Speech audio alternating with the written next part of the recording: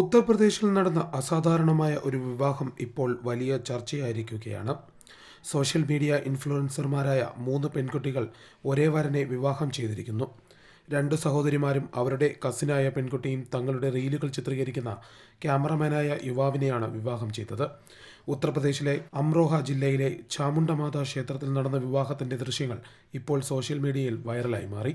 ഹസൻപുരിലെ ദൗരിയ ഗ്രാമത്തിൽ നിന്നുള്ള 20 വയസ്സുകാരി സരോജ്, 19കാരി സവിത റാണി, 18 തികഞ്ഞ സന്തോഷ് ഖദക് വംശി എന്നിവരാണ് അടുത്ത ഗ്രാമമായ ശ്യാംപുരിയിൽ നിന്നുള്ള തങ്ങളുടെ ക്യാമറമാനായ വികാസിനെ വിവാഹം ചെയ്തത്.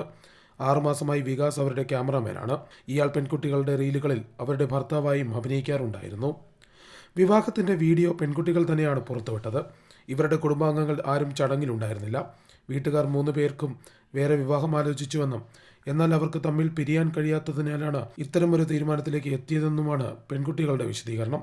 വിവാഹം അവരെ തമ്മിൽ വേർപിരിക്കുമെന്ന് മനസ്സിലായപ്പോൾ ജീവിതം അവസാനിപ്പിക്കാൻ പോലും ഒരു ഘട്ടത്തിൽ തീരുമാനിച്ചിരുന്നതായും പെൺകുട്ടികൾ പറഞ്ഞിരുന്നു.